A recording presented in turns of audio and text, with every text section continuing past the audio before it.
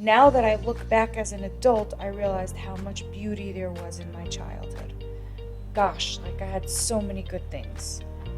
Things that I want to instill on my children. Like Shabbos. I mean, my music, my love of music comes from my family.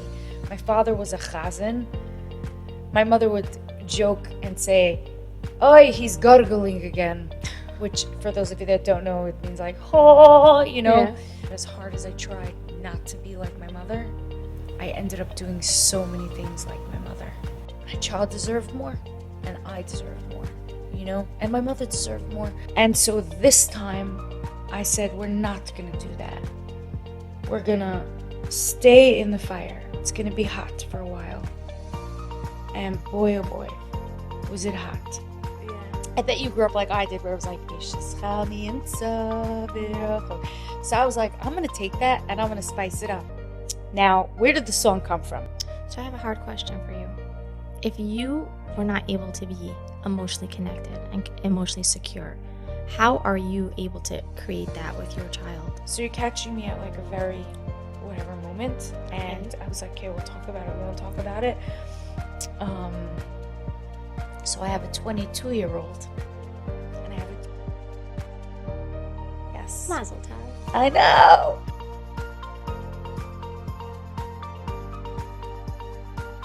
Leah, thank you so much for coming on. I am so excited. This is a huge light that's coming in right now. I know it. I feel it. It's going to inspire a lot of people.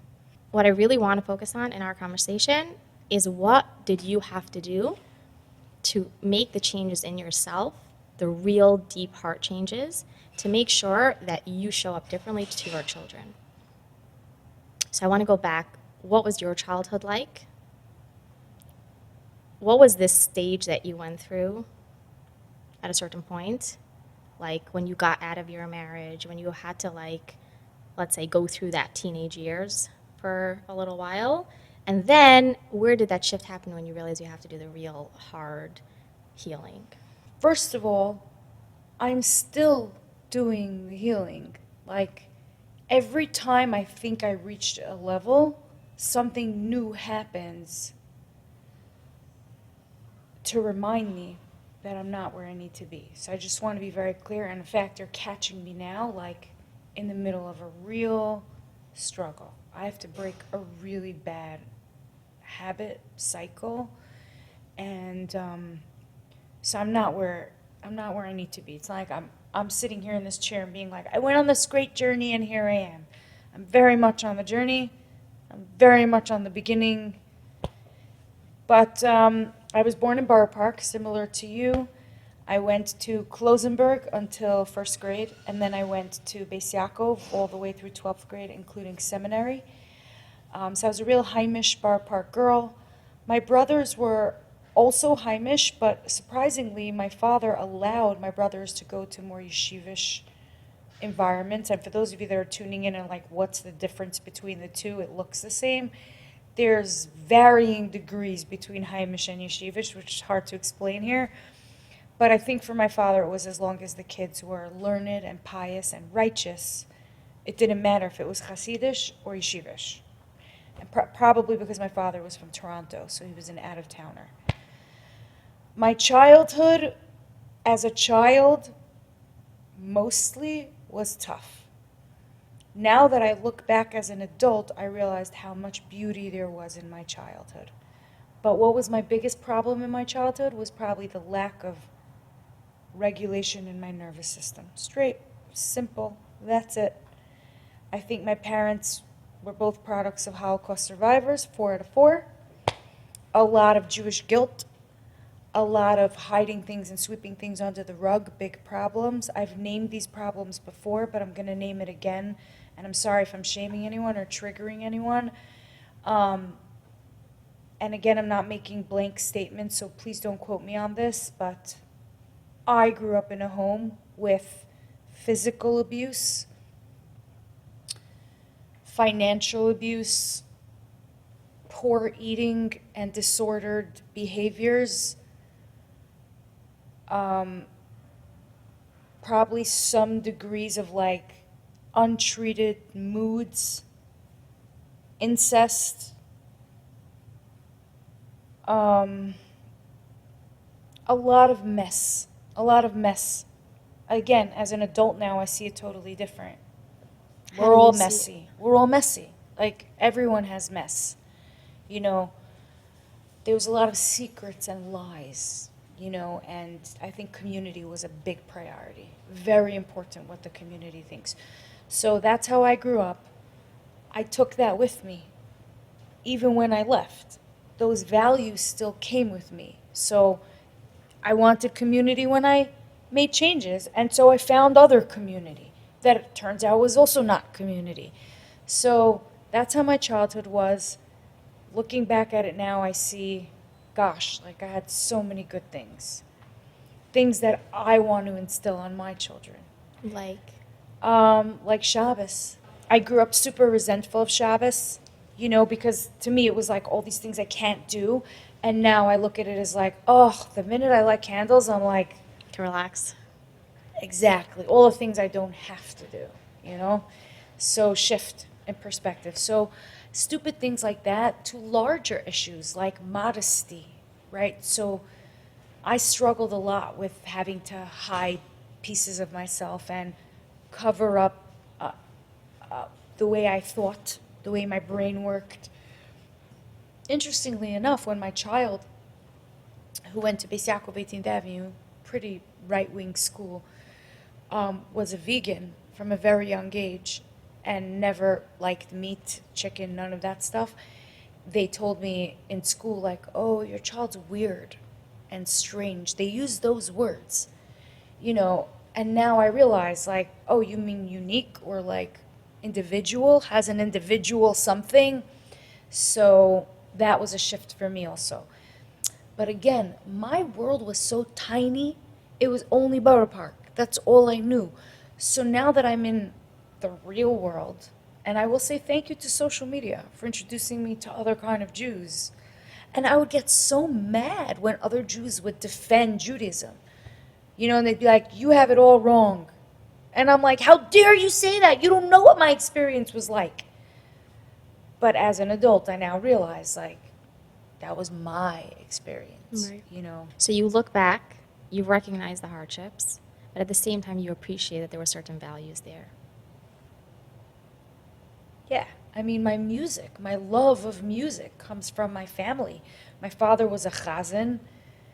My mother would joke and say, "Oi, he's gargling again," which, for those of you that don't know, it means like, oh, you know. Yeah.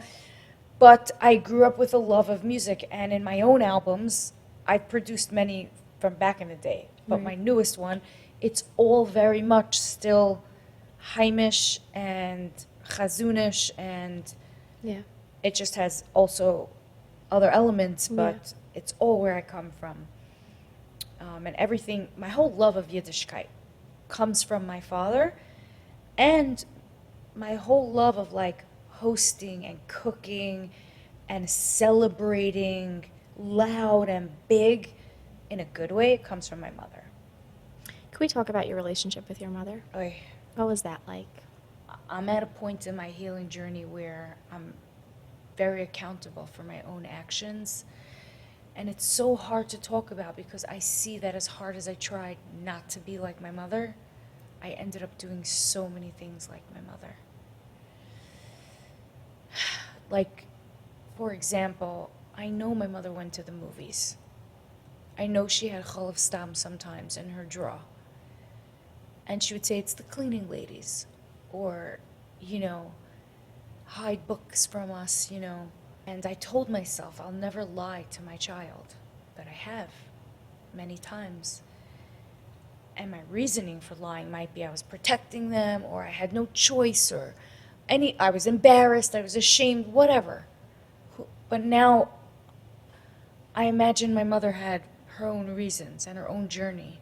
So my relationship with my mother is sad, and I wish my mother would have been more open with me. But I struggle with it too. Like, I raised my child, you know, mostly myself. Even when I was married, I would say I was a single mom. Now, my ex-husband, who's going to be watching this for sure, hello, will say, how dare you say that? I was present, I was around, I was the one that was out at night. Like, how dare I say that? But when I say that I raised my child myself, I mean, I didn't have a partner that came with me to PTAs, doctor's appointments, dentist appointments, decisions in school, day-to-day life. Like, I got up to change diapers. I paid for everything for the kid. Like, I felt like a single mom. That was my experience.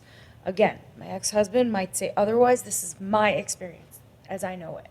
I wish I would have been more honest with my child about money. What do you mean? Like, I struggled financially a ton. I was a teacher for many years. What was I making, like $40,000? But I knew that if I'm going to leave my husband, I need to have more money because he wasn't going to give me any, and I'm not going to get any child support. And I want nice things in life. I want my child to go places. I want them to have lessons. I want them to be in the best Jewish school. My ex-husband was fine with public school, you know? So I wanted those things, so I had to work for it. So I worked crazy jobs, crazy hours, in addition to being a teacher in 3 schools and marking papers 24/7. I took every comedy job that came my way. I put out albums and headed productions and headed the high school plays, and I was a big deal in the schools too. I was Mrs. Forster. I was like heading this and heading that.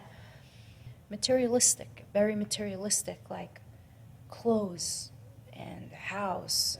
Not my house, but I'm saying our house was nice and with things, you know. What was your emotional connection like with her? 0. There was no emotional connection. My mother never said, I love you. Even when I asked my mother, like, once, do you love me? Like, because my friends would say, love you to their parents and whatever. She would say, what's love? You think my mother told me she loved me? Her mother was a Holocaust survivor. Yes. So now I look back, I'm like, oh, of course. That's because I've done that to my daughter so many times. I've said, you think this is abuse? My father beat the living daylights out of me. But if I'm being honest, I was also abusive. You know, my abuse looked different.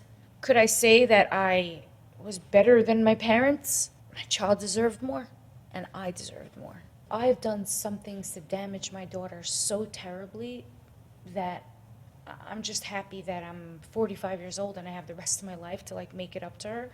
So many things my mother did to me that like I'm just like, as a mother, I'm like,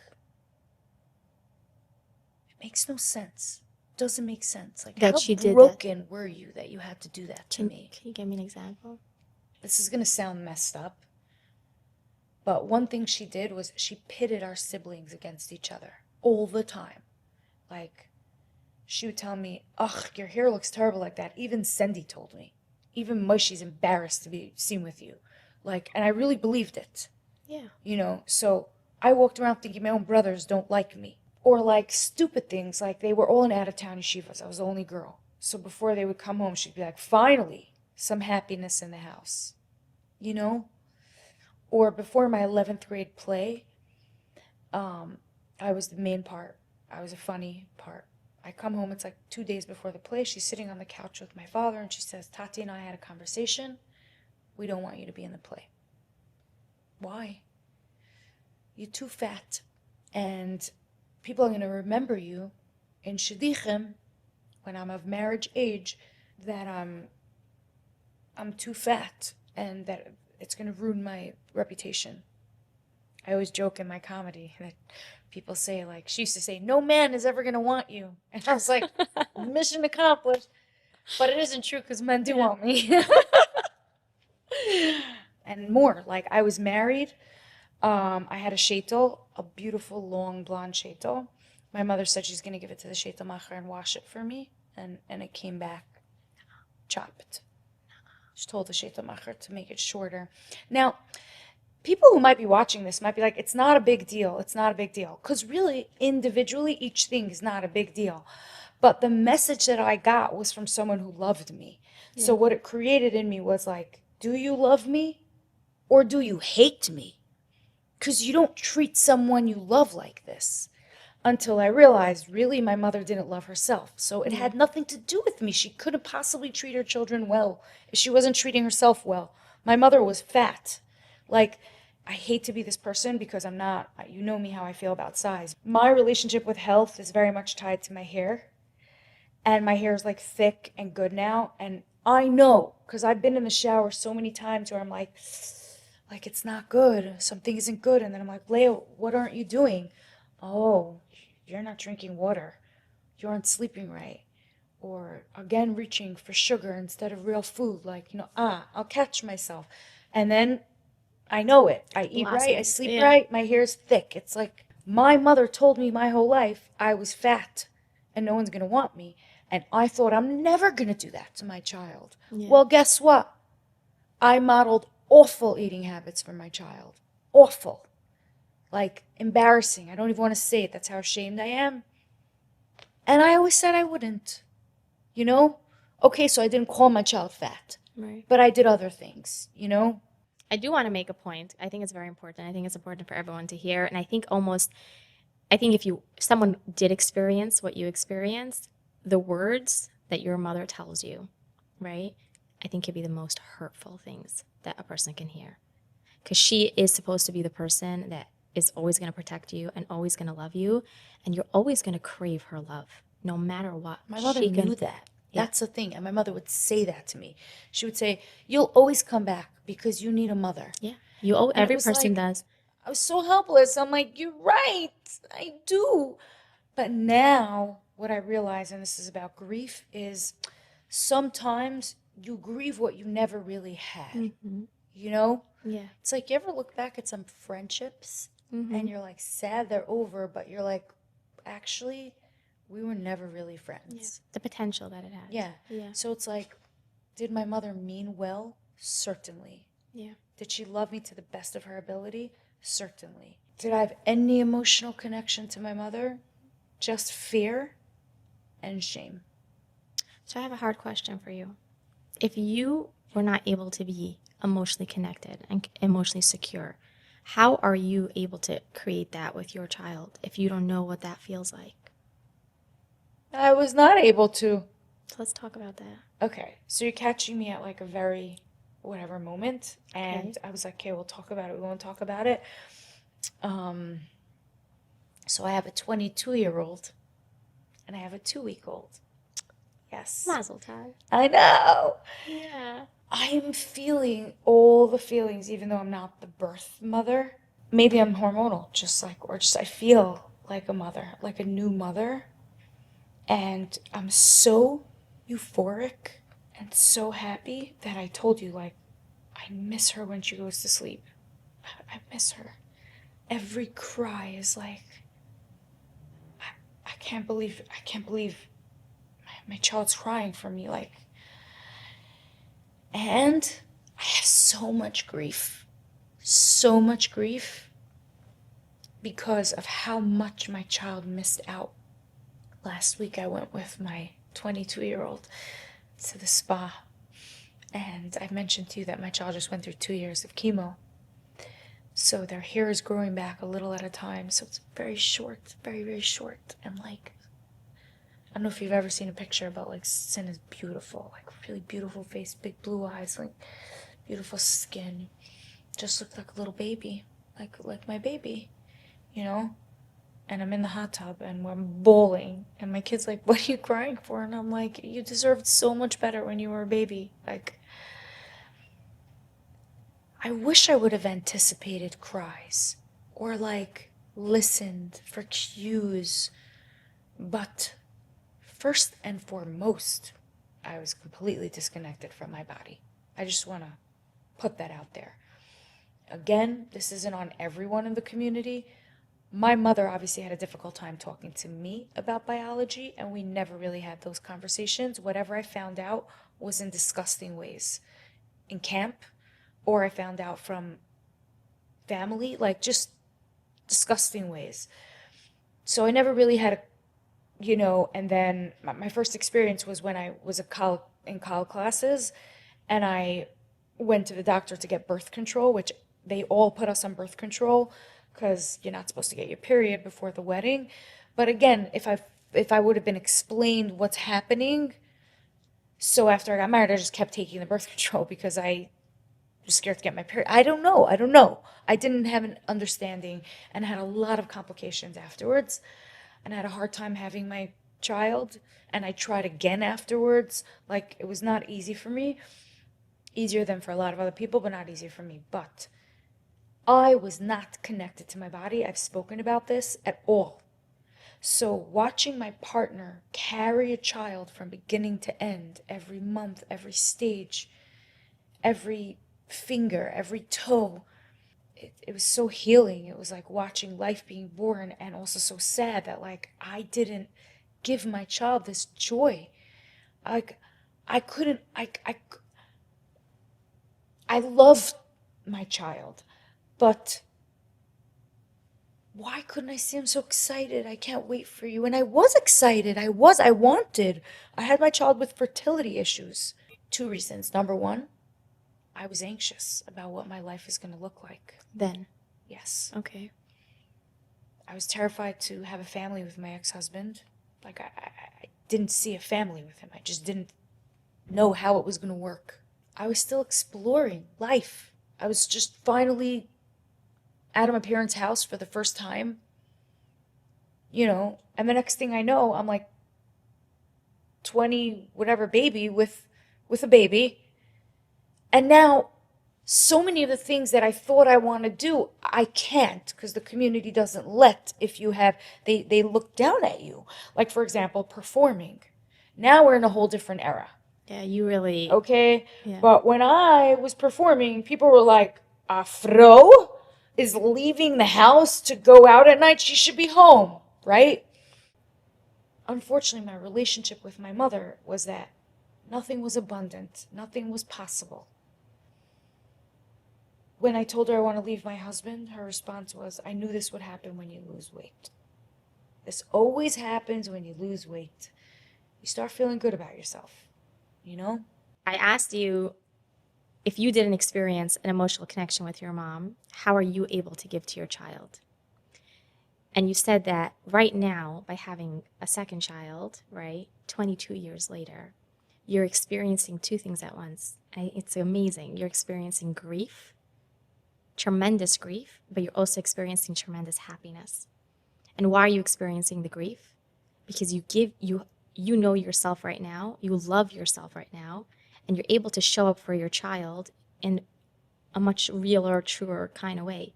And you know what you didn't give your child then, right? And that part pains you. Am I on the right track? I'm completely on the right track. Poor baby. But what does your relationship look like with your older daughter now? It's very difficult. The truth is, it's very difficult, and I don't want to paint this picture that it's this perfect relationship because, oh, we did all the work and now we're healed. No. And I want to be very clear. Before my child got sick, when my child went to college, we had a very, very tough time. Very. For years before, it was just me and my kiddo, like exclusively. And I had broken up with my partner, and it was just the two of us for years. And kiddo didn't stay by dad at all for years. So when they went to college, it was like a new start and whatever. And we had a big issue. And we didn't speak for a long time. And I must tell you that, again, another thing I said I would never do, because my mother did that. She would ignore me. My mother would just ignore. Yeah. And my siblings, we don't. It's like, that's what I grew up very normal. And also, that's what I grew up very normal. And my uncles, my other uncles, someone was always in a fight with someone. That was the norm growing up. This one doesn't speak to that one did this. When at my own wedding, my mother didn't come to one of my shaver brachas because she was in a fight with my brother at the time. So there's always contention, always. And then you experience it in your own home. And I'm like, I can't believe that's why I didn't want to get divorced, because, and also my ex-husband was like, oh, you want to break up the family? That like, so I'm like, oh, I'm a failure. So what shifted? You weren't speaking to her So we for a weren't while. speaking. Okay. I felt like I was dead inside. I felt like I was dead inside. Like life was moving forward.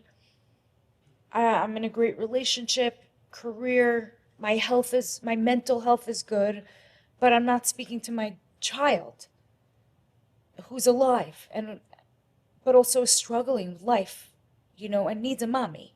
Yeah. And I can't speak to them. I just cannot. We reconnected and we went to therapy Together. together. And we were in therapy for a long time before my child got sick. But when my child got sick, we were not on the like perfect, like super close. We're healing. We're healing. Everything that was there is still there. Like it doesn't go away. And on top of all that, now my child's 22. So it's an adult child. Right. And also father's in a different place in the life. And at the end of the day, my child needs both mother and father, right? But mother and father, but too bad. Right. So when you say, how's my relationship with my child, what I decided this time around when I entered that hospital room for the first time was whatever's going on with me and him, I don't care what he says to me. I don't care how he behaves to me. And I walked into the room. My child just got diagnosed. Not even like all we knew that it was a mass, an 11-centimeter mass. He looks at me and says, I never thought I'd see you again. That was the first words that came out of his mouth. And if I tell you, look how I'm talking about it now, I'm so angry talking about it because, well, first of all, what do you mean you're never going to see me again? That's the stupidest thing I ever heard. My kid's 22. We'll have weddings. We'll have babies. We'll have whatever. My kid's a singer. We'll be in concerts. What, you're never going to see me again? What are you, 5 years old? You're going to make my kid, every time there's an issue, be like, is mom coming? Then I'm not coming. What are you, 2? Leave the kid out of it and suck it up and grow right? I want to go down this route. And I'm like, I'm like, no, this is what he does. I'm not going down that cycle. I'm not going down that pattern. I've done the work. I'm not engaging. I walked over to my daughter, barely communicate with him because I don't have to. My child's relationship with me is me and them is them, and they want to sit and talk about me, and I don't care anymore. I don't care. I used to care. Okay. I'm the bad guy. So this is where the shift happened. Oh, I don't care? No, I'm saying I want to highlight these small places that you did the work and you decided actively in your mind, I'm walking in differently. Because I really believe, okay, we have choice in the way we behave. We are raised a certain way, right? But at the end of the day, everything that you were raised with is just other people's input. Your mother, what you put in your head is not real. It's just her opinion of you, which made you believe that about yourself. But if tomorrow you wake up and you decide to believe something differently, right, you show up differently in the world. So everything that we do, right, we have choice in the way we behave. And the truest healing is when you decide to show up differently. I wish it on no mother to watch their child suffer. And to be honest, I did feel like Hashem's punishing me hardcore, like forcing me to watch my kids suffer. Like it felt like the end of a cycle. Like there's poison, there's cancer, it's bad, and this has to happen. I don't know why, I don't. But that's what it felt like. But every other time I've been faced with trauma in my life, trauma, and I put it in quotes, but I mean, cancer's trauma, but so is abuse and so is whatever. I would probably lean on some sort of coping mechanism. I'll just name a few of them, and I won't name all of them because I'm like probably embarrassed to admit them. I would say sugar, anything sugar, nosh sugar, scrolling, shopping, spending, gossiping, any distractions like away from me are what my usual go-tos are. Okay. And so this time I said, we're not going to do that. We're going to stay in the fire. It's going to be hot for a while. And boy, oh boy, was it hot. To the point that I used to walk into chemo I would walk there and feel my body getting hotter and hotter with every block. And by the way, it was dead of winters. Like this was, and then before I would walk in, I would say, no, no, no, no, no, no, and then run and run and run around the block. And then take a deep breath and say, okay, I got it. And then walk back in and I go, nope, no, no, no. And then walk back out again, like, you know, but I didn't scroll my phone. And in fact, I pushed myself even harder and I left social media altogether and deleted it because I was like, no, I'm going to let myself feel bad. And every day was new bad feelings. My first bad feeling was, I wish I had a mother. I wish I had a father. Were you in a relationship then? Yes. Okay.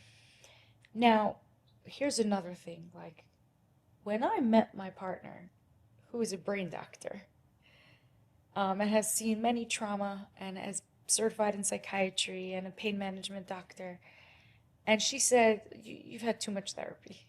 That's what she told me.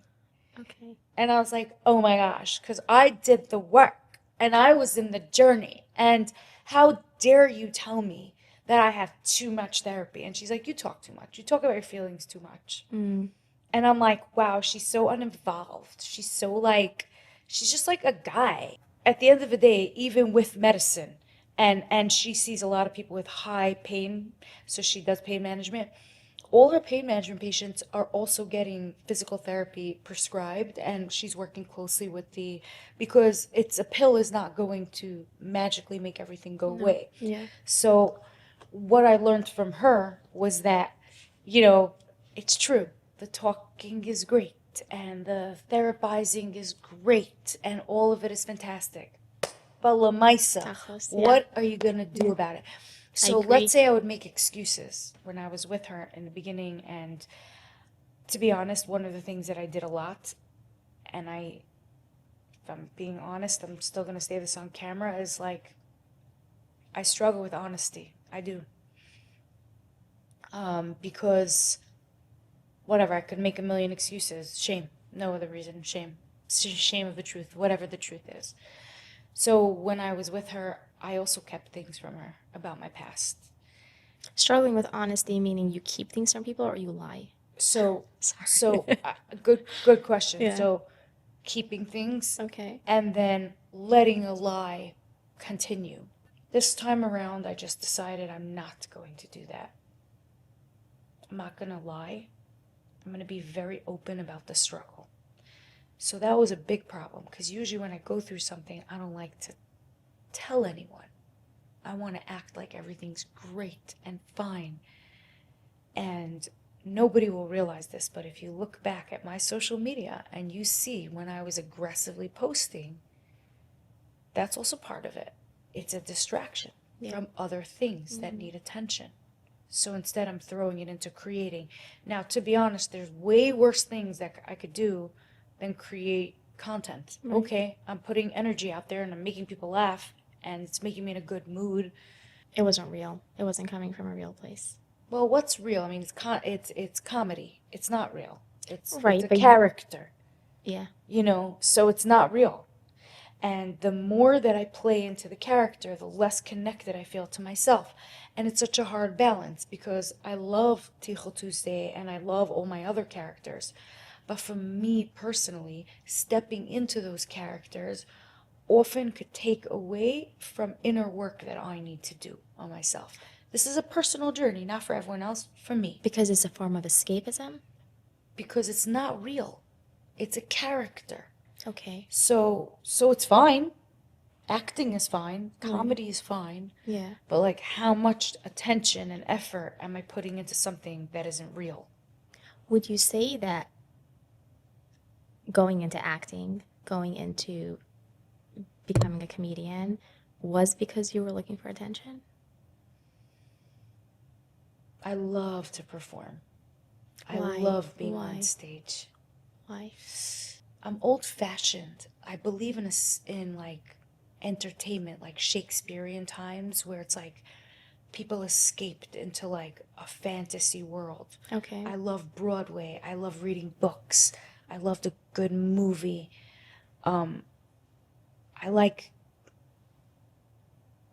I like alternate reality better than reality. Yeah. So that's why I love plays and music and So your favorite way of experiencing it is becoming it, not just watching it. I like watching it too. I like consuming it and I like You performing. becoming I like both. But I love music and I love dancing and I love performing. But sometimes I have to be careful Okay. because when you get a lot of outside validation, Yeah. it does something to you. It does. And people could deny it, but it does do something to you.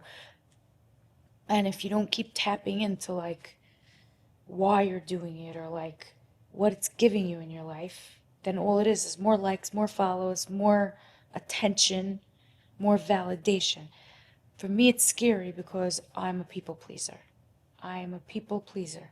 Now, by pleasing people, I end up hurting them much more. So anyway, so my partner in the beginning had told me like, hey, like, I get that you're saying you did these things because of ABC. Okay. It's over. Like, there is no because. Like, you're an adult, Yeah. you know? Yeah. So watching her adult made me want to be more of an adult. Mm. And that's when I was like, ah, that's what it means like to be in a relationship where you actually like the other person and you want to be better because you want to be worthy. Like, ah, I never had that. To me, when someone said do something, it was annoying. Leave me alone. This is how I am. Mm. It's because she never told me do. She's like, you be you. But like, then I'm like, but am I good enough for you? I better be. So 3 years ago, you decided you're facing reality. You're going to face whatever challenges you're going through, you're not escaping. Tell me what happened when it got really tough. What did you You want me use to to act it out? release? Because I could show you. Please. Okay. I'm not even kidding. Okay. Maybe like a month ago, my child had a PET scan. The voice gets louder in the head. The voice that you want to ignore. You don't want to say it out loud. You don't want to say that thing out loud. And that voice is for anything. Like, I don't want to say out loud that I was abused. I don't like to say it. I don't want to say that about myself. Leah allowed herself to be abused like a cockroach. Like, I can't say it. Similarly, there's certain things you don't want to say. And then it became so loud. I went onto my porch and I opened the door and I just screamed, I'm afraid she's going to die. What if she dies? She could die. She could die. Okay. I'm afraid. I'm so scared. I'm scared. I'm scared. I'm scared. I'm scared. I'm scared. Okay. I'm afraid. I'm afraid. I'm afraid. I.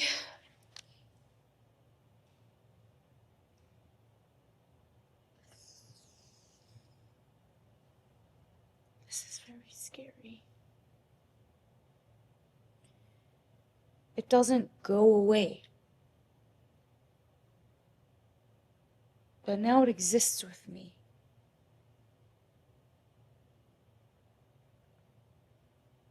And there's like a certain surrender.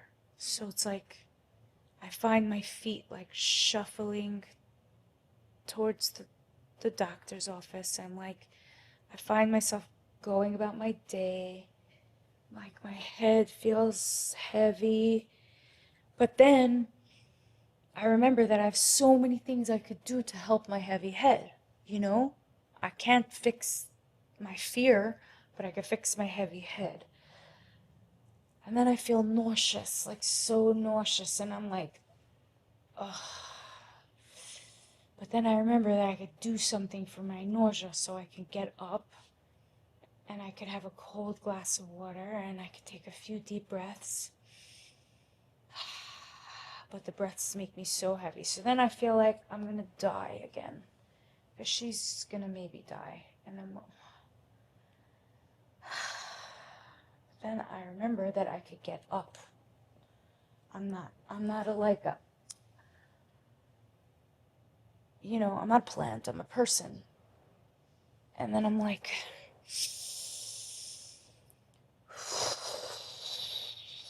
I'm a strong person. I'm a capable person. And then I'm like, I'm my child's person. So you better go eat well. And you better drink. And you better sleep. And you're afraid. You're scared. So that's what that was like. And that's basically how I faced every single thing. And there are some things that are so big and so scary that I don't know. And my child does something really interesting. My child has an adrenaline uh, addiction, Okay. an addiction to Dopamine. adrenaline. Yes, and dopamine. So anything to get that rush. So funny enough, when like they were in remission temporarily, like the doctor said they could do anything they want. They want to go on the most thrilling roller coaster rides in the world. Like, so we planned it and we did that. Sin will watch YouTube videos of all the rides from the POVs of the people who have cameras and watch the roller coaster. And so when they get on the roller coaster, they know everything that's coming and everything that's Okay. expected. So that's how we approached chemo. And I'm saying chemo in a broad term, but my child could not have a pick or a port because it was on the heart and lungs, like, so cardiologist, pulmonologist, like the whole whatever, and not regular chemo.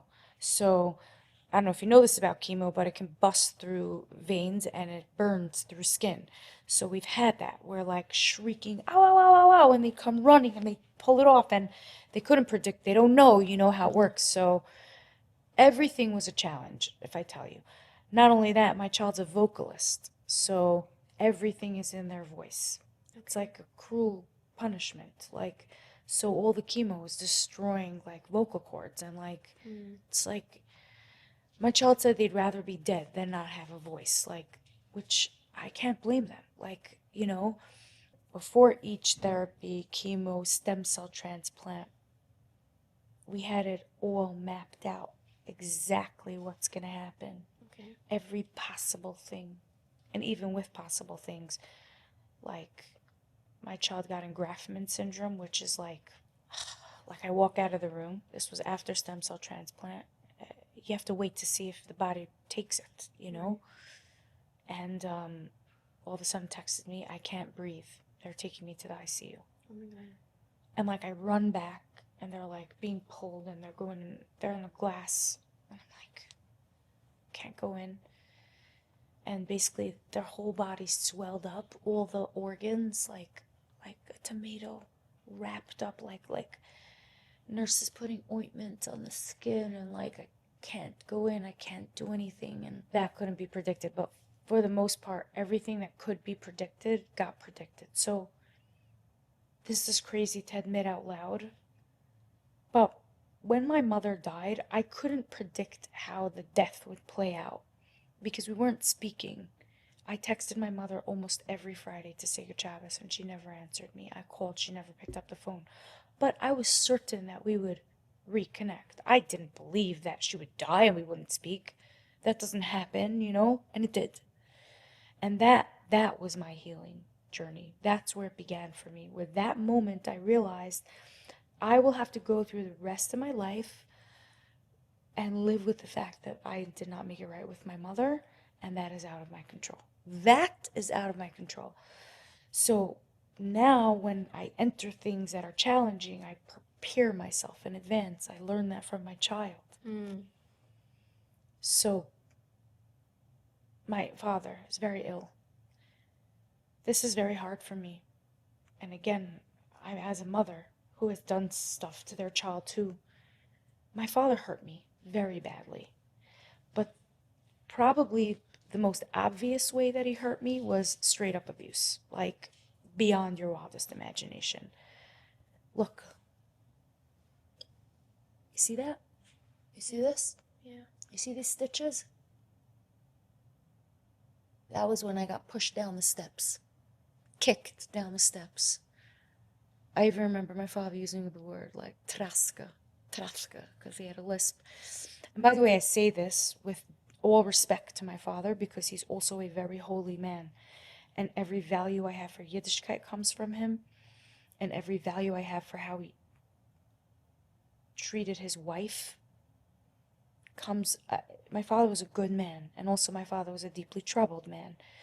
Part of the deeply troubling part was that he abused us, all the children. Nobody was special.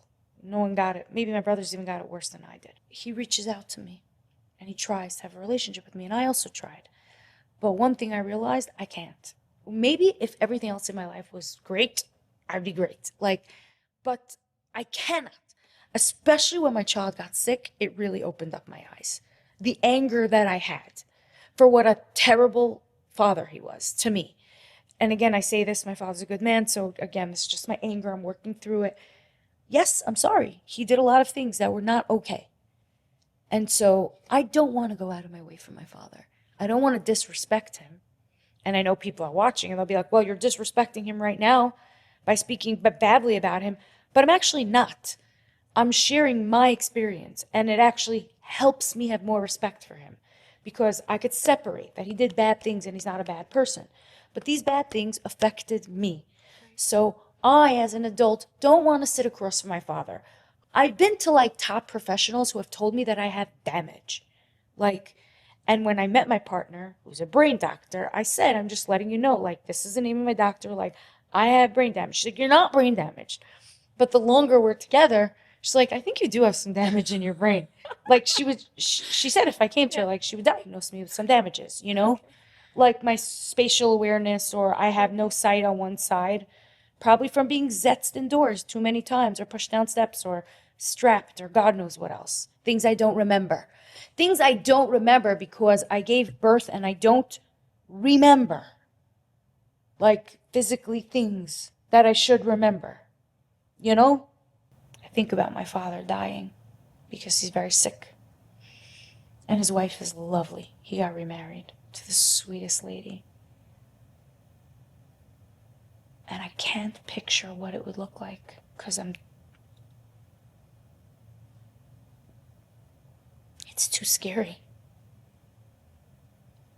I mean, if you think about it, what's really scary?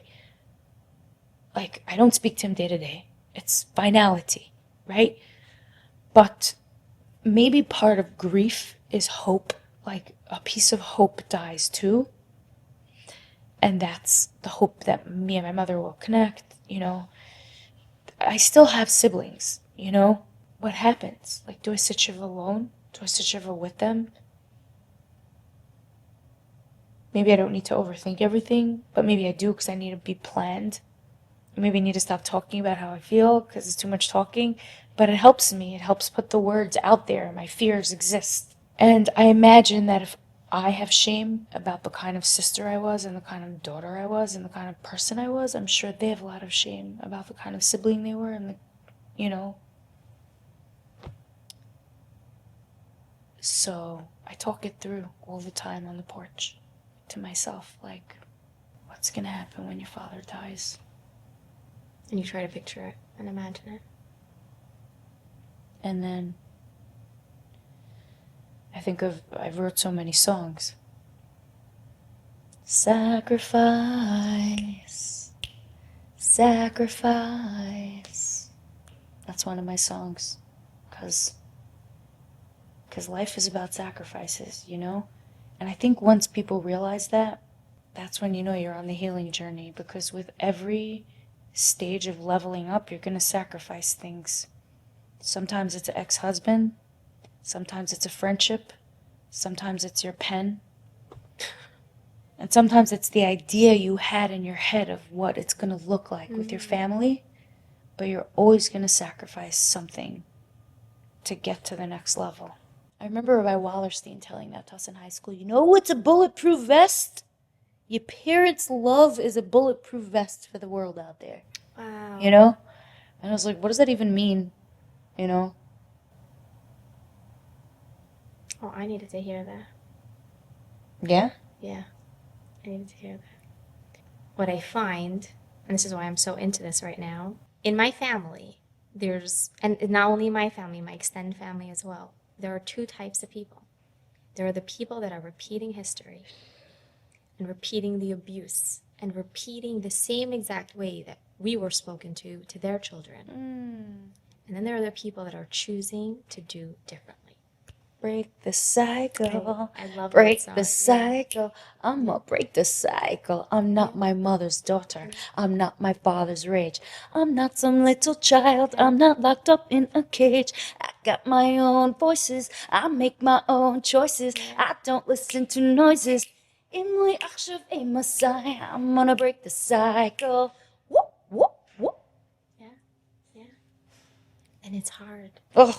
It's the hardest thing that you can do because your instinct is to behave like what you saw because you don't know different.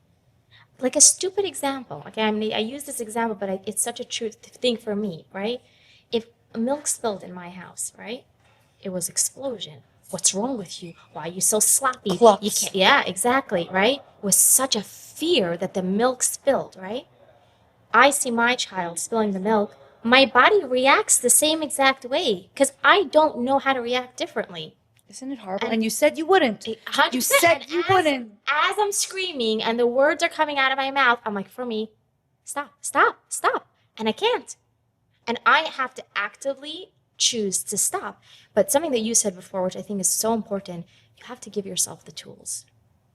Let's say you said you breathe.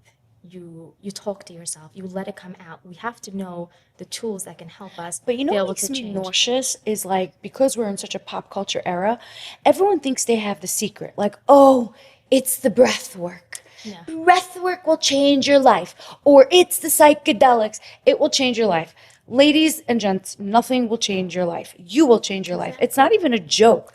So, But you have the to find only- what works for you. Yes, Yeah. but they all could work. They're Yeah. all medicine. Medicine works. Medicine is supposed to work. It's healing, and then you're done Yeah. with the medicine. And then occasionally you need like a booster shot and you need a dose or whatever. But okay, so you do breath work.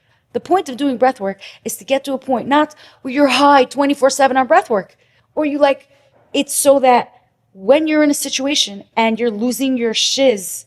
You want to hear something crazy? Yes. Another exclusive. Never share this on camera. Okay. I have major neck pain whenever I have stress. I don't know if you get like that, but like if you have one part of your body where when you feel it, with my mother, it was her feet. She always taught me to massage her feet. I'm a very good masseuse. All my friends love when I massage them. And like, it's been a point of contention in relationships because like my friends are like, massage me. And my girlfriend's like, yeah. Not this one. She doesn't care. Not this one. The best one. Okay, so when I was with my partner, my ex of 6 years, I met her right after my husband. So nothing changed, just like you said. The same way you react to the spilled milk, my idea was I need to be in a relationship. I must, otherwise what am I worth? Right? Instead of being like, maybe take some time and figure it out. No. So jumped right into this relationship. This girl wanted a ring. She wants a wedding. She wants it all. Sure. Because, she gets anxiety. She had anxiety. She gets a very bad case of anxiety, like due to many different things that were going on in her life. Now, where I am in my life now, if my partner would be going through those things, I would make sure my partner gets help. But I would never do what I did then, which was I made it completely my problem. Like, I'm going to fix it. I'm going to solve it. We're going to go to this doctor. We're going to go to that doctor. We're going to do this. I catered my entire life to this. One of the things that she was going through was that it got so bad, she couldn't get into elevators. She couldn't get into cars, moving vehicles, bridges, tunnels, anything moving for the most part. So for over a year or something, our life became home. We couldn't go anywhere. We couldn't do anything. Occasionally, we would drive somewhere. But if I went, I had to go 5 miles an hour, whatever. One time, we were coming back and we were on the Verrazano Bridge. She was having a panic attack about being on the bridge. Now, she had told me if I ever have a panic on the bridge, do not stop the car. Even if I yell at you to stop the car, keep going. So I did that. She was yelling, stop, stop, stop. I couldn't stop. I'm in the middle of the road. I pull over. Now, keep in mind, this car's flying this way. Flying. She opens the door onto the road. Stop, stop, stop, stop. And rolled herself onto the road. Like, left my vehicle. So I'm like, I pull over and I'm like, it was such a blur at the time, but I yanked my neck like that. That's how I yanked my neck. Since then, I have neck pains. It's been years and years and years. That day, like, lives in me forever. Every time I have pain or a car problem, it's right there in my neck. Isn't that crazy? Yeah. But that was me, once again, doing the same thing. Which was Losing myself in a relationship, you know? And I realize now it had nothing to do with her. I've had a partner with anxiety before. My ex-husband had massive anxiety. So what's the problem? Me. Were you in a couple of relationships? My ex-husband was my Right. only. And then after that was Leah. And then now this one. This one. That's it. I even dated poly for a while. Polyamorous. I don't know if you're familiar with that. Open relationships. Okay. Yeah. After I ended things with Leah, I was like, I'm never going to get into a relationship again. I'm That's too what I hurt. felt like, Exactly. yeah. So I was like, okay, I'm only going to date multiple people at the same time. Okay. Like, not one person. And so I did that. I didn't get exclusive with anyone. There's a lot of shame in our community when it comes to dating and relationships. It's like you're either married and you have a husband and a wife or nothing, right? That is not normal. And that is anti-Torah, actually. It says, Lo tovi ye adam, like a person is not supposed to be alone. We're meant to be with others. We're meant to connect, right? But we look at romantic connections as something reserved only for marriage. So I had a lot of shame. Should I be honest with you? And I don't mind if you put this on the podcast. When I met my ex, she was way younger than me. She was very pretty. And she was a girl that was giving me attention. If I would have been real, and if I would have been a healthy person, I would have hooked up with her and moved on with my life. But because I had such shame about a hookup, I had to be in a serious relationship for the physical encounter to mean something. But once I healed that part of myself after her, I was like, I'm a grown adult with an adult child. I'm allowed to have physical encounters that are not relationships. You know, it doesn't mean I have to be unsafe or be a slut or whatever other names you want to give it. Like, I'm allowed to explore and experiment, Yeah. which I did. I dated men and women. You know, it was the first time in my life that I was like, you know, From coming out of a marriage, right? And coming with the trauma that you went through, don't you feel like, I know you wanted to experiment and get to know people and stuff like that. Isn't there something about like first having the relationship with yourself and then learning to have a relationship with other well, people? so afterwards, I did not date, like right away. I did not date for a After- while. After Leah, I did Okay. not date for a while. Okay. And I was not in a place, and like, so let's say I went camping, I met a girl, like we hung out, but like I wasn't actively like looking for a relationship at all. After a few years, Then I did meet someone actually that we dated, Polly, and then I was like, oh, I would date her. But like I also dated someone else at the same time. Then I started dating, and I felt that was important too, because like it's like a job search. Okay, you go look for that perfect job, right? You might have to try 2, 3 jobs Yeah. before you find something you're really good at or something you like. And I felt like I never had opportunity to actually decide if I like a person. I wanted to date people just to reject them. Does that sound bad? I wanted to know what it felt like to be the one to say no. Was that hard for you though? 'Cause you're a people Terrible. pleaser. Yes, it was impossible to say no, and it was impossible for me to hit on anyone. I I I was afraid of rejection. So, but yes, I need, and I think not everyone, I think as someone who has been in a 12-year marriage, came out of that marriage and jumped into a 6-year relationship, I felt it was really important for me to be single, and then after be single, date. Date before I get into a relationship. And I actually met my partner in shul, and she was my friend first, and I fell in love with her. So I am at a stage. I went to like the other extreme. You want I'm no not- relationship. No relationship. How long has it been? Leave me alone. Close to 5 years. Yeah, enjoy it. I'm telling you, enjoy it. But I'm at a state now where I am curious and I do want to meet someone. See? But I'm petrified. Oh, you will be. I'm petrified. And you're going to get hurt. You know that when I met my partner, I told her, I said, you know, like before our first kiss, I took her on a date to a spa. Okay. And in the spa, she said, "Can I kiss you?" Mhm. And like when she leaned in, I had a panic attack. A hardcore panic attack. And by the way, we had been on many, many dates and we knew each other for a long time. Okay. But we hadn't kissed. Okay. And so I had a panic attack and I said that I started bawling in the pool with the tears, with the thing, and I'm snot coming out of my face. And I'm like, you know, and I'm like, I don't want you to kiss me because then things are going to change. And I'm so terrified you're going to hurt me.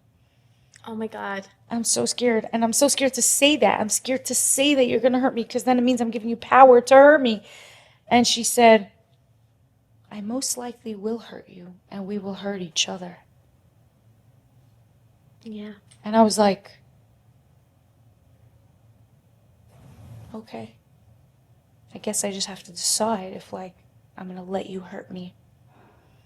And it's funny because I've hurt her since. Because you don't become a different person. You know what I mean? Like, you don't suddenly become an honest person overnight. It takes work to, like, come to somebody with a deep, dark thing and be like, this is what I did. I'm embarrassed about it, you know? And now we say, like, after we hurt each other, you know, she's hurt me too. And I'll say, that was an ouch. That was, you hurt me. And how you guys Ouch. come back? Time and space. Would you say this is the healthiest relationship you've ever been in? Hands down, because it's the healthiest relationship I've been in with self. Wow. Yeah. It may not need me. Yeah, let's talk about your songs. There's one that I really liked, the one that Aisha's Chaya one. I felt that. I felt that.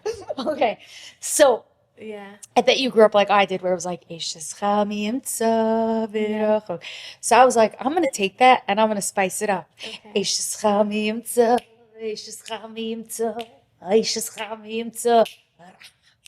I was like, I'm going to have some fun with it.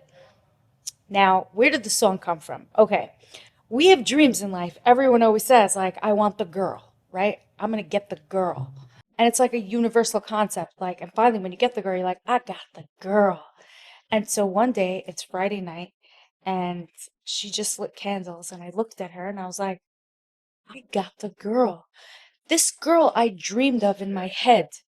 When I left Leah, I said, I will never, ever commit to another person until she's these things. Which is? She has to be better than me in every way. Must be. I have to have tons of respect for her. Like, I have to be the loser in the relationship. Otherwise, it's not going to work. Like, And the other times it's been the opposite? yeah, I've always been, well, how terrible to say, because whoever's watching it, my exes are going to be like, I was better than you. So by that, I mean, like, I guess I didn't respect them. Okay. So it has to be someone I respect at all times. It has to be someone very hot. Check. It has to be someone who does not need me financially. Check. It has to be somebody whose frumkeit is stronger than mine. Now go find me a lesbian, okay, whose frumkeit is going to be stronger than mine. Guys, okay? But I found someone like who met all those criteria, who's fun. And most importantly to me was my best friend. She's all those things than me. She's better than me. I respect her. She's my best friend. And the truth is, again, I'm not in my 20s. My needs changed. I'm 45 years old, you know, and I wanted someone older than me. Also, yes. You got everything you want? I'm telling you, so I looked at her and I was like, I got the girl. And then I was in this like, song, you say, I am the girl. that's what I was like, wait a minute. I looked at her. I was like, I got the girl. Then I was like, wait a minute, Leah, you got the girl because you are the girl. So you can get any girl. It's not that she's not special. She is. Yeah. But where I am in my life right now, I could have any relationship I want because I can make it. I show up, and if it's not a good person, it won't last. I've dated lots of girls before I met my girl, and I was like, no. But back in the day, I would have never had the ability to say no. I would have stuck it out. I ended up with someone way worse than my ex afterwards, who was a massive addict, who was such a bad addict. She got drugs delivered to my house under someone else's name. And when I asked her about it, she's like, but my head was so up her gedoches, because I was such a people pleaser, that I couldn't see, Leah, what kind of person are you with? The difference now is that you're more confident in yourself. I am the girl. You know when to say no. You know when to recognize that They it's said not. I'd never, ever, ever, ever. They said I'd never, ever in this world. I said, never say never, never say never. I got the girl. So I wrote these songs because they came from, you Wait a know, minute, but why did Ashes Chayil come in there? Where did that come in? because I am a woman of valor. I am an Ishes Chayil. That's why. No, I read it like, I took it like that I am the Ashes Chayil, but I also took it as a way like, sometimes being that Ashes Chayil is like an expectation that the male species in our community created, that what we need to Right, be. like a shirtzel. Yeah, who you need to be. Yeah, to be that woman. And we all want to. Since we're little girls, they dress us up in kindergarten with a theme, you're the Shabbos mommy. And when you grow older, all you want to do is get married and have the family and have the kids. And what I felt in that song was that you were saying, like, I'm her. Even if I don't have whatever else you expected me to have, By the way, it's so funny that you said that, because all my songs are so Hasidish infused. Yeah. I don't know if you heard the line, I'm the blue-eyed boy. Yes, Okay. I did. Yeah, I wanted to ask you about that. Okay. Yes. So why I'm the blue-eyed boy? Because the blue-eyed boy, Yeah. the Hasidish little blue-eyed boy, who's like, one day I'm gonna have the Shabbos mommy.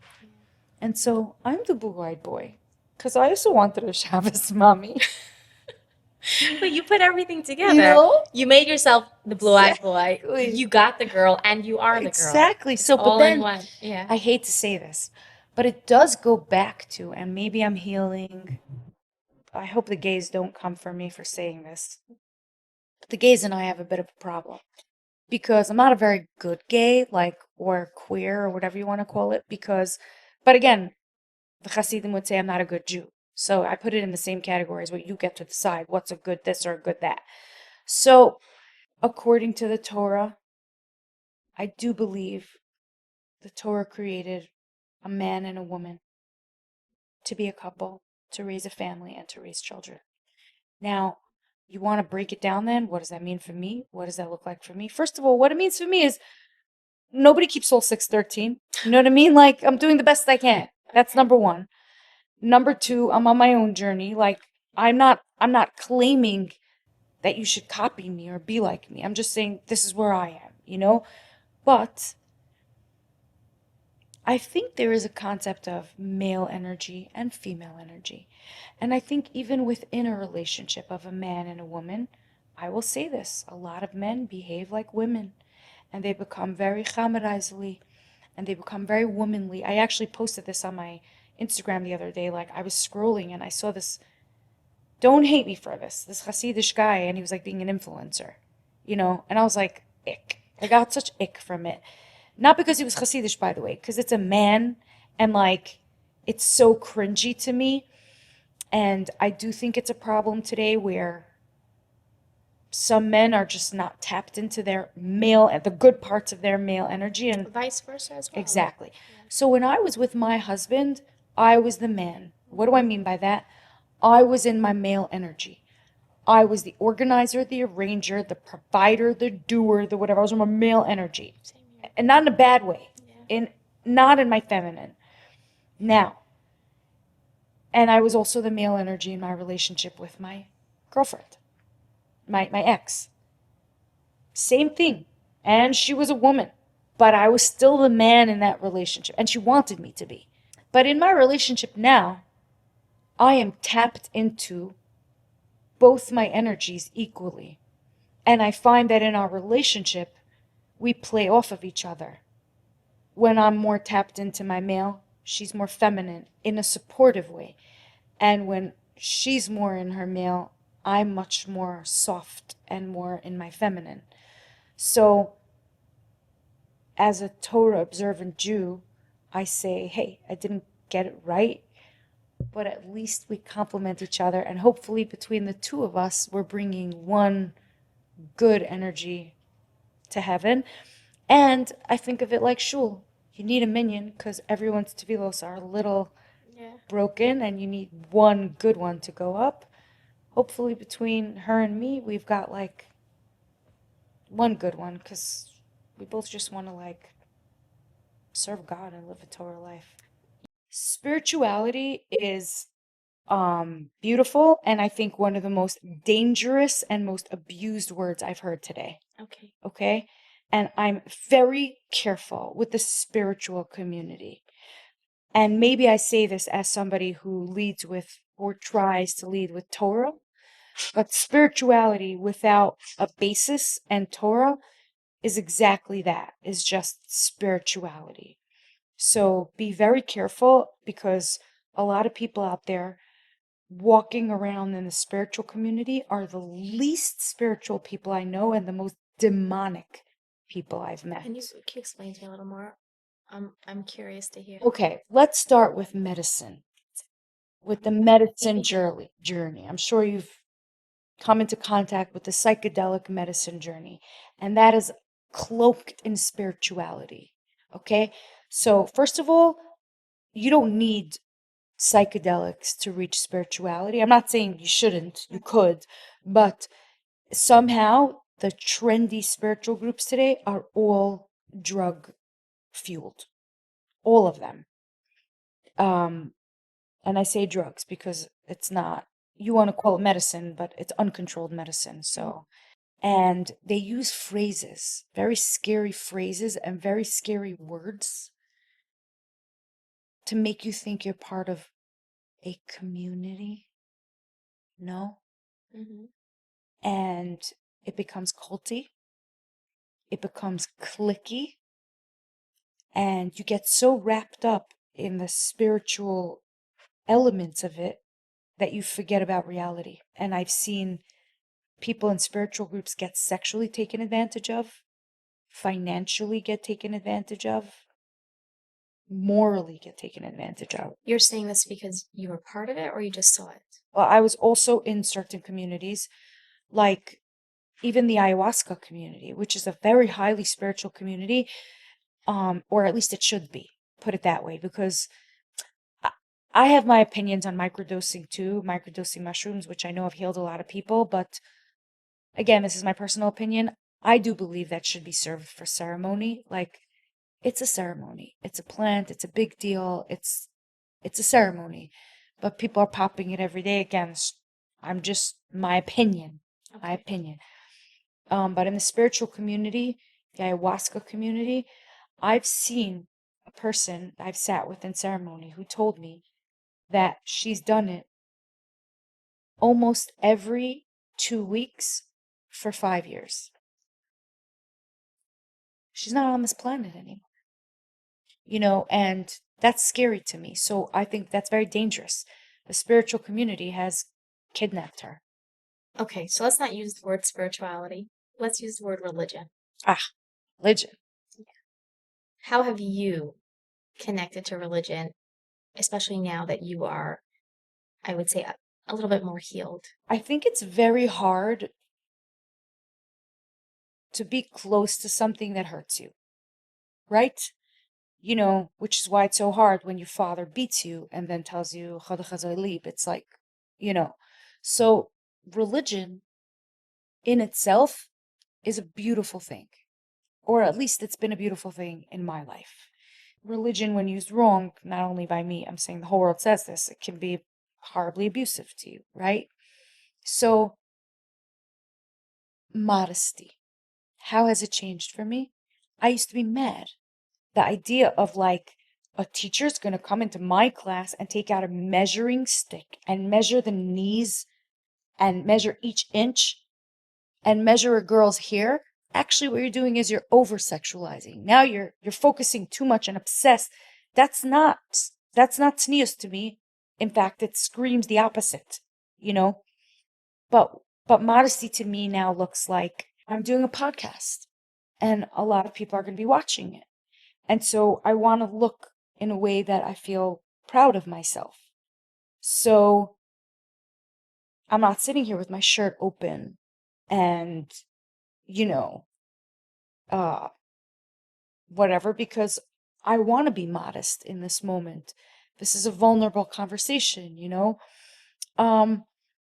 But then modesty even means, and I'm sorry, I point to the community I come from, I can't help it.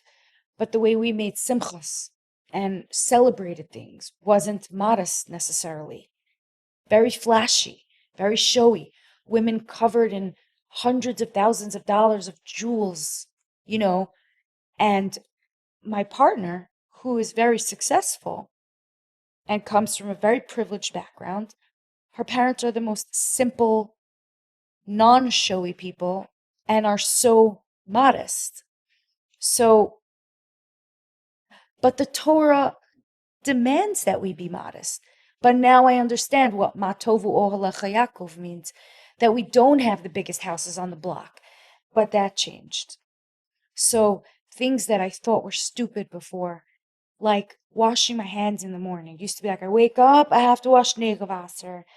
But now I understand that it's part of my morning ritual, is I take deep breaths and I feel my own body. And then I stand in front of a sink and I feel the water purifying me after a night of sleep. Not because I have to, because the Torah gave me a guideline that actually brings me back into my own body every day. Did you have a time where you resented it? Everything. Angry at it? Yeah, especially Yom Kippur growing up. Purposely on Yom Kippur, I used to eat. As a kid? As a kid. Wow. I was like 14, I remember. I had to stay in shul the whole day, and some kid had a bag of pretzels and threw one across, like, I was in the back room and threw a pretzel, and when she walked out of the room, I picked it up off the floor and ate it. Because I'm like, I'm not fasting. I'm not starving. Yeah, you never, like, I opened lights on Shabbos just for purpose. Because of an anger, but Dafka. why? What was the anger? Because I don't want to be told what to do. It didn't make sense You to were me. told it in a very extreme way. Of course. You're going to burn in hell and everything else.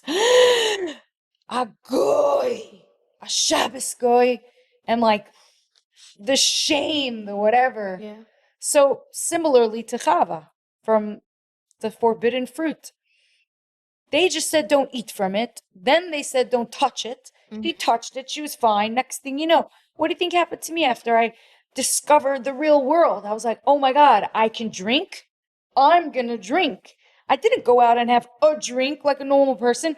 I lined up 10 shots of Patron and I went 1, 2, 3, 4, 5, 6, 7, 8, 9, 10 till I was so blacked out because there was no middle road. In the normal world, corporate people go for a drink after work to a bar and they talk about work and then they go home to their wives and they have dinner and they have a beautiful night. But that's not how I was raised. Goyish people do that. Goyim do that. So it becomes a secret and a lie. So if I would have left and had a chance to explore my style, I would have landed up somewhere here. Like, I love nice things.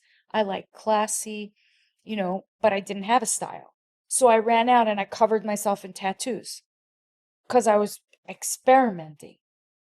And if I would have had that safety around my family to, yes, wear a different kind of shaitel, or yes, wear like a darker nail polish and still feel loved in that environment, I wouldn't have most likely gone and done all those secretive things and tested all those murky waters because there's no in between. And unfortunately, thank God things changed a lot, but even drug education in our community, you know, There's no. it's all a secret and all a lie. So it doesn't become like, okay, marijuana's bad, right? But a puff or 2 or 3 once every 6 months in a camping environment or whatever, it's not the best, but it could be okay. But then the compulsion, the addiction, the lies, the whatever, forget it. Next thing you know, I mean, there's no boundary. And I'll talk about sex because sex too. I met a Hasidic man who told me when I said, "You're cheating on your wife." He said, "I'm not cheating on my wife, I'm cheating on my community." They don't And see it the same way. yeah, and it was such a, by the way, I understood him Mhm. because he never loved his wife. It sounds terrible to say because many of my friends do love their wives, Hasidish in the community, and their wives are their best friends and vice versa. But many that I know, they come home, it's this woman, 9 months later she has a baby, 9 months later she has another baby. They're running out and stressed out to work and do whatever. There wasn't a friendship. There wasn't, they're not laughing together and discovering things together. Many do, many do.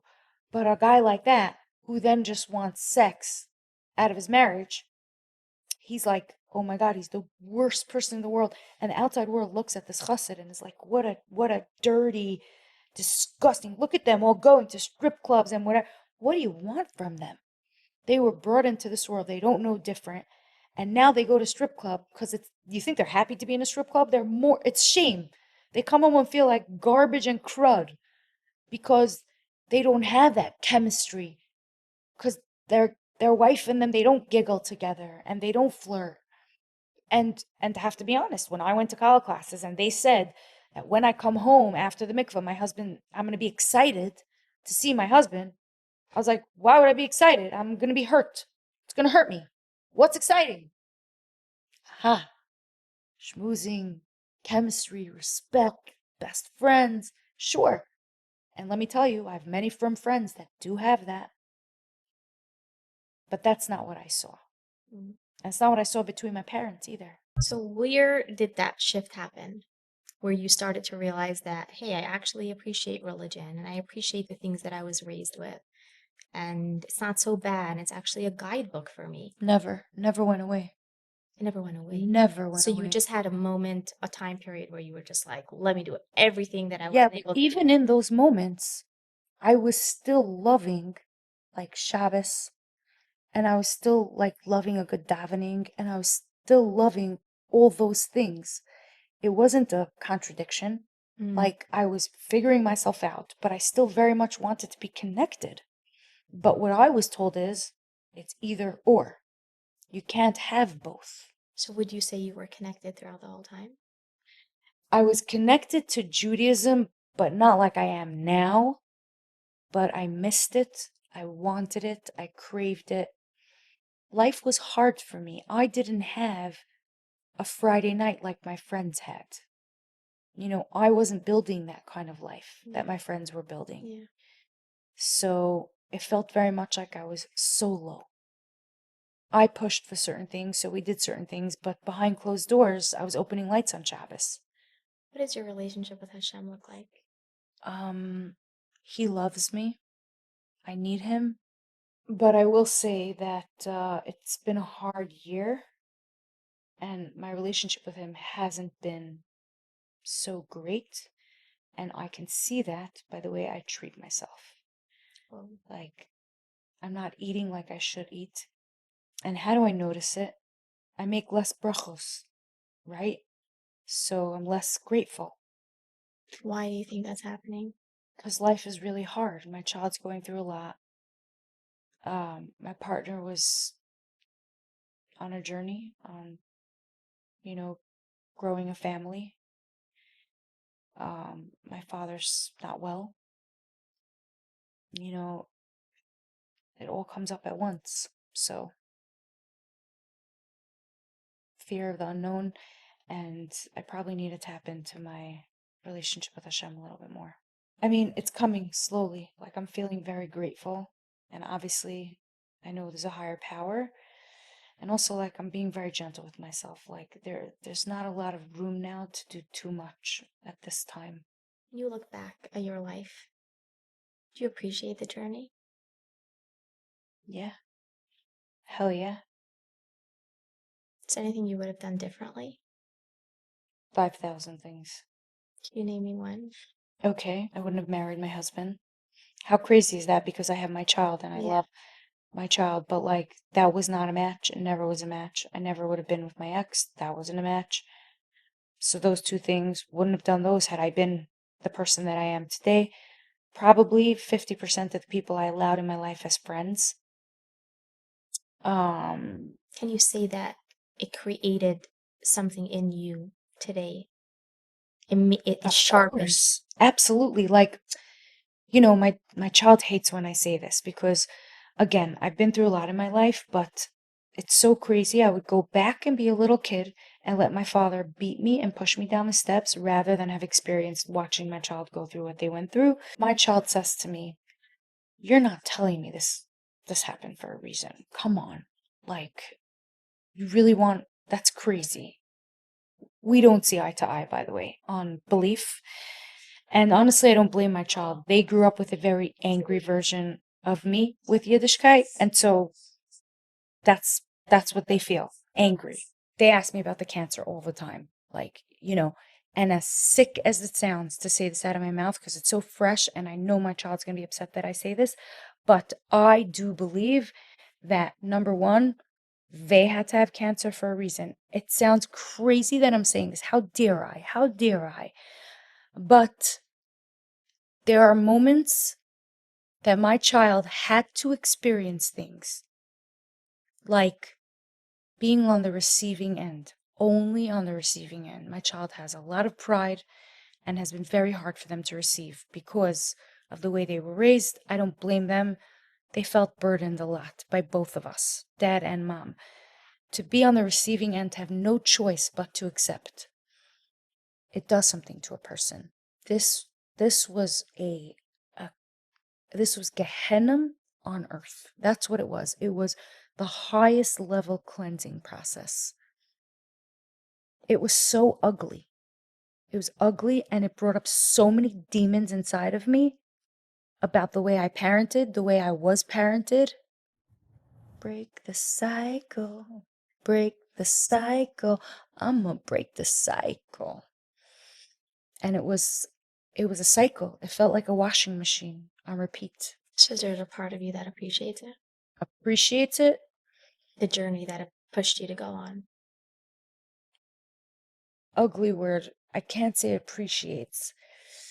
I stepped into it because I had no choice. And here we are. Here we are. I mean, who gets to say that they watched one child fight for life and my other child Just coming. fight for life? I have a 22-year-old and a 2-week-old. I don't know what I did in my life, but Hashem is giving me opportunities to make things right with my 22-year-old. For my child to look me in the face and I can say, "I'm sorry, I should have showed up better," and they say, "You're showing up better now," is like, and then another child who will never know those ugly pieces of me. It's like, I think it's such a gift that you have. It's like you have a chance to do it all over again. the first time around, I wanted a child. This time around, I want to be a mother, right? That's a very big difference. Yeah. Yeah. Okay. I have a question to help us close. I have two questions, actually. First of all, to the woman that's healing or that needs to heal or that's going through whatever it is that she's going through, right? Or talk back to yourself when you just got divorced, right? It's your whole world falls apart and then you have to pick up the pieces. What advice would you give? Papa, Papa, people pleaser. Papa, Papa, people pleaser. She said yes. She said sure. She bent backwards and kept giving more. She stayed quiet. She stayed small. Posted peace, had none at all. They said you're too much. She kept drinking, pouring into cups, and the world kept drinking. And one day her cup was empty, and she remained thirsty. And this would be my message: if you can't please people until you please you, what's the point of all the likes if you don't like you? You can't please people until you please you. What's the point of all the likes if you don't like you? And when they ask her, how did you get that glow? She'll say, I stopped saying yes when I meant to say no. And that's my message. Now that I look back as an adult, I realized how much beauty there was in my childhood. Gosh, like I had so many good things. Things that I want to instill on my children. Like Shabbos. I mean, my music, my love of music comes from my family. My father was a chazan. My mother would joke and say, "Oi, he's gargling again," which, for those of you that don't know, it means like, oh, you know. Yeah. As hard as I tried not to be like my mother, I ended up doing so many things like my mother. My child deserved more, and I deserved more, you know? And my mother deserved more. And so this time, I said, we're not gonna do that. We're gonna stay in the fire. It's gonna be hot for a while. And boy, oh boy, was it hot. I bet you grew up like I did, where it was like, so I was like, I'm gonna take that and I'm gonna spice it up. Now, where did the song come from? So I have a hard question for you. If you were not able to be emotionally connected and emotionally secure, how are you able to create that with your child? So you're catching me at like a very whatever moment, and I was like, okay, we'll talk about it, we won't talk about it. So I have a 22-year-old, and I have a... Yes. Mazel tov. I know.